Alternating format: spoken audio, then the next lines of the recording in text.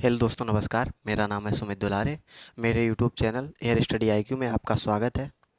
दोस्तों, आज हम यूपी ट्रिपल एस सी पेट की जो जीएस वाली क्लास है, जीएस में पॉलिटिकल साइंस सब्जेक्ट पढ़ेंगे। जैसा कि आप लोगों को पता है कि हम लोग यूपी ट्रिपल एस सी पेट का पूरा फुल सिलेबस अपने प्लेटफॉर्म पर करवा रहे हैं। तो आज हम पॉलिटिकल साइंस का पहला टॉपिक पढ़ेंगे और देखते हैं कि इस पॉलिटिकल साइंस में हमें क्या क्या पढ़ना है। तो दोस्तों, UP triple S C PET एक टॉपिक है पॉलिटिकल साइंस। पॉलिटिकल एक सब्जेक्ट है, समझ लीजिए। Political science and public administration. Administration तो इसमें से दोस्तों 5 नंबर का पूछा जाता है UP triple S C PET में। पीईटी 2021 उसका जो सिलेबस जारी हुआ है नोटिफिकेशन में, उसमें 5 नंबर का पूछा जाता है। तो इसमें से भारतीय संविधान क्या क्या टॉपिक हैं देख लेते हैं। बेसिकली दोस्तों, इसमें जो सिलेबस है उसमें लगभग ज़्यादातर भारतीय संविधान का ही महत्वपूर्ण हिस्सा है, बाहरी चीज़ों से नहीं है। संविधान का ही ज़्यादा महत्वपूर्ण हिस्सा है। तो इसका जो सिलेबस है वो देख लेते हैं। पहला टॉपिक है इसमें भारतीय संविधान की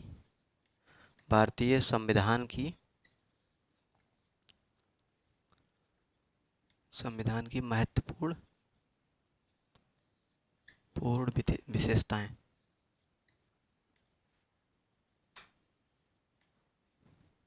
पहला टॉपिक है। दूसरा टॉपिक है राज्य के नीति निर्देशक तत्व। राज्य के नीति निर्देशक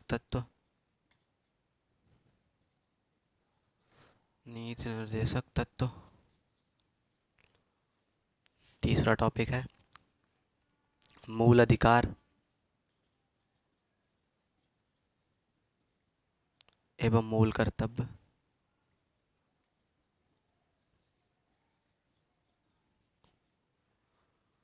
फंडामेंटल राइट एवं फंडामेंटल ड्यूटीज। अगला टॉपिक है संसदीय प्रणाली।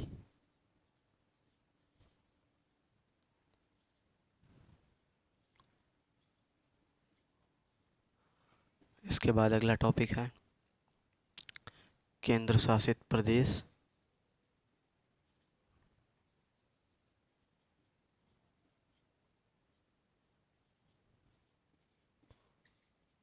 केंद्र शासित प्रदेश एवं केंद्र राज्य संबंध। केंद्र राज्य संबंध।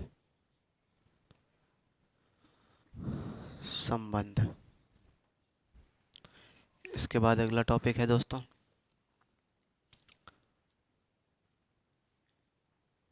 अधीनस्थ न्यायालय।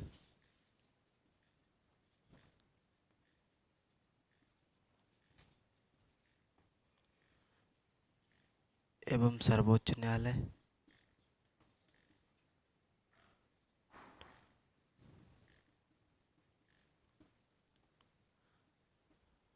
और उच्च न्यायालय या हाई कोर्ट। उच्च न्यायालय। इसके बाद दोस्तों अगला टॉपिक है जिला प्रशासन। जिला प्रशासन एक और टॉपिक है दोस्तों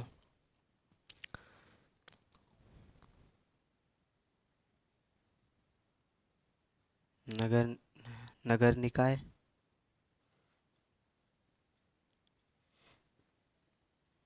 एवं या स्थानीय निकाय एवं पंचायती राज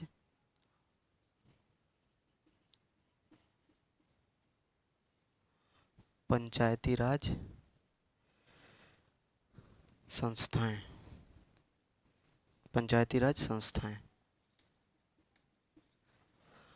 तो दोस्तों ये हमारा सिलेबस है जिसमें से 5 नंबर का 5 क्वेश्चन आएंगे।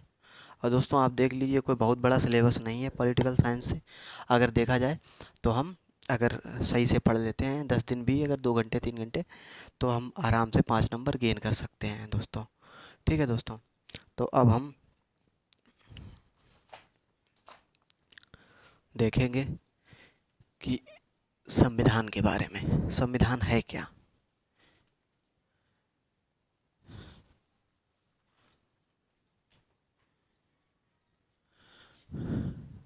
एक्चुअल में हम लोगों को संविधान का ही ज़्यादातर पार्ट पढ़ना है, तो हम सबसे पहले यही समझ लेते हैं संविधान क्या है। संविधान, कॉन्स्टिट्यूशन। कॉन्स्टिट्यूशन है क्या दोस्तों? किसी देश में उसे चलाने की जो व्यवस्था होती है उसे संविधान कहते हैं।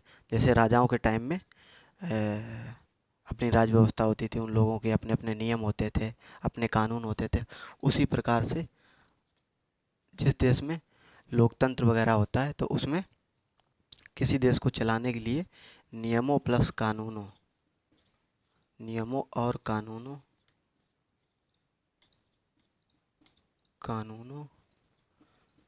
के समूह को,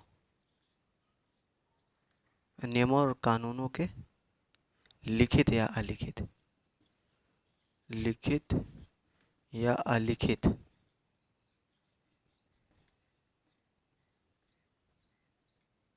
दस्तावेज को संविधान कहते हैं।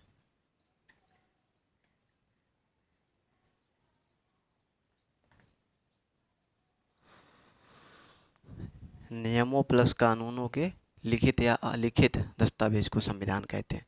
जैसे अगर देखा जाए तो जो सबसे बड़ा जो लिखित संविधान है वो हमारे भारत का ही है, और अगर सबसे छोटा लिखित संविधान देखा जाए तो अमेरिका का है। और अलिखित संविधान की बात की जाए तो अलिखित संविधान ब्रिटिश का है। और अगर लिखित में बात की जाए, जैसे अमेरिका, भारत और कई सारे, तो इनके पास एक मूल दस्तावेज होता है, इसके पास कोई दस्तावेज नहीं होता। हालांकि इनकी भी किताबें अपनी होती हैं जिनमें इनके कानून लिखे होते हैं, लेकिन कोई एक पर्टिकुलर कॉन्स्टिट्यूशन नाम से कोई किताब इनकी नहीं होती है जिसमें संविधान के बारे में पूरी जानकारी दी गई हो लिखित रूप से। ये अलिखित होते हैं। आइए दोस्तों, अब अपने टॉपिक पे आ जाते हैं कि हमारे देश में संविधान कब आया, संविधान की एक्चुअल में मांग कब हुई। संविधान की मांग, दोस्तों कहा जाता है मांग तो हमारे देश में लगभग काफ़ी समय से चल रही थी संविधान की, कि हमें अपना संविधान चाहिए, हमें अपनी व्यवस्था अपने चलाने के लिए चाहिए। लेकिन जो हम लोग जानते हैं तो वो 1895 में तिलक जी ने, बाल गंगाधर तिलक जी ने अपने स्वराज विधेयक के माध्यम से, अपने स्वराज विधेयक में कहा कि मुझे पूर्ण स्वराज चाहिए, हमें पूर्ण स्वराज चाहिए। तो इससे लग रहा था कि इन्होंने, ये संविधान की ही बात कर रहे हैं कि हमें अपना खुद का संविधान चाहिए। इसके बाद दोस्तों 1895 की बात है ये। फिर 1922 में महात्मा गांधी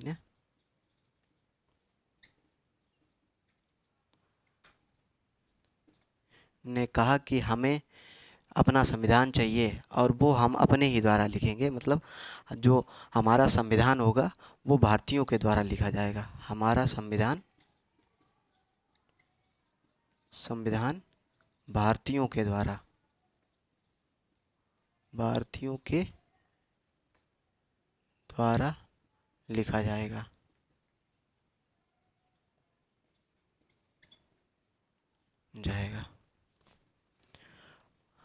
इसके बाद 1926 में,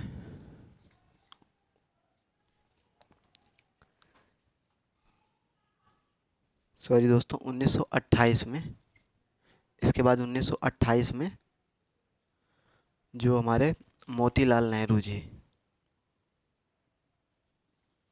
28 में मोतीलाल नेहरू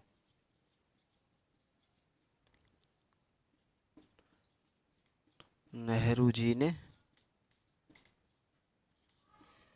अपनी नेहरू रिपोर्ट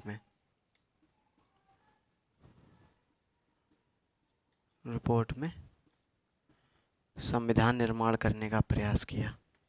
संविधान निर्माण करने का प्रयास किया। दोस्तों 1928 में मोतीलाल नेहरू जी ने संविधान निर्माण करने का प्रयास किया, लेकिन ये सफल नहीं हो पाए।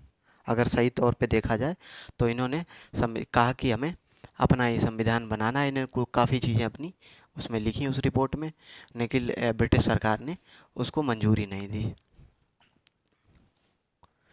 इसके बाद दोस्तों 1934 में एम.एन. रॉय, उन्होंने कहा कि भारत का जो संविधान होगा वो संविधान सभा के द्वारा निर्माण किया जाएगा। एम.एन. रॉय एक व्यक्ति हुए हैं जो महत्वपूर्ण व्यक्ति हैं। इनका संविधान में बहुत बहुत ज़्यादा रोल है संविधान निर्माण में। तो एम.एन. रॉय ने कहा कि भारत का संविधान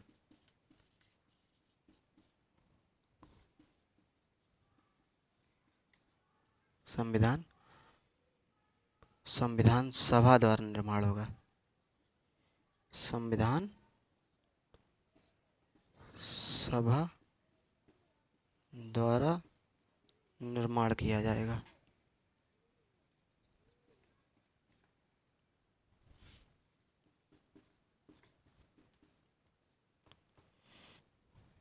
अगर दोस्तों देखा जाए तो ये हमारे देश के बहुत ही पढ़े लिखे और अच्छे व्यक्तित्व के व्यक्ति थे, जिन्हें बहुत ही अच्छा नॉलेज था। अगर देखा जाए भीमराव अंबेडकर जी और एम.एन. रॉय का लगभग जो कंपेयर तो नहीं कर सकते, लेकिन फिर भी ये लगभग समान थे। इनका नॉलेज अच्छा था दोनों लोगों का, एम.एन. रॉय जी और भीमराव अंबेडकर जी। इसके बाद 1938 में पी.टी. नेहरू जी ने कहा, पंडित जवाहरलाल नेहरू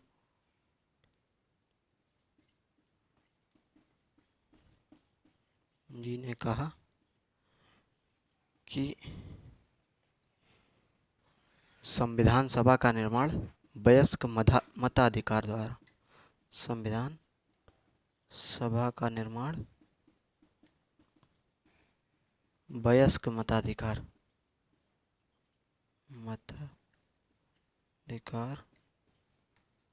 द्वारा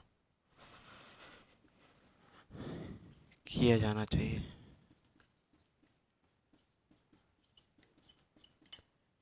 नेहरू जी ने कहा कि जो संविधान सभा है उसका निर्माण है जो वयस्क मताधिकार द्वारा किया जाना चाहिए। इसके बाद दोस्तों ये सब चलता रहा। इसके बाद 1940 में ब्रिटिश सरकार ने 1940 में ब्रिटिश गवर्नमेंट ने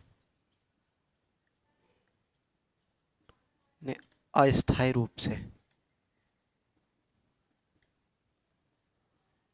से संविधान निर्माण की मंजूरी दे दी।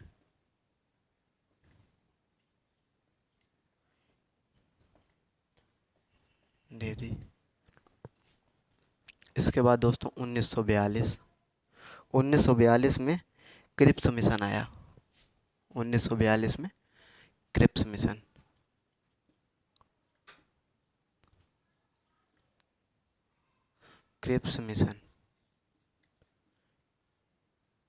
इस मिशन में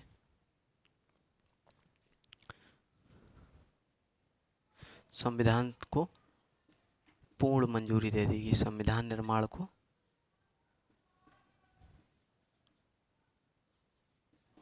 पूर्ण मंजूरी दे दी गई।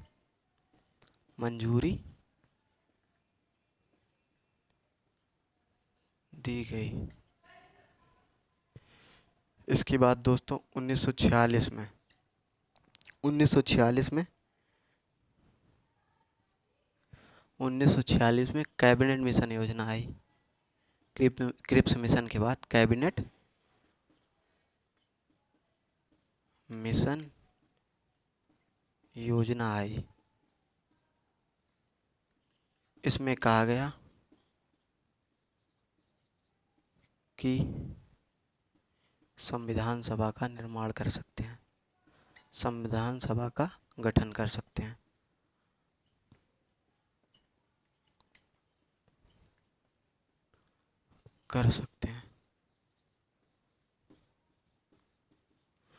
दोस्तों इतना सब होने के बाद अंत में आके 1946 में कैबिनेट मिशन योजना आई और उसमें कह दिया गया कि आप संविधान सभा का निर्माण कर सकते हैं और संविधान बना सकते हैं।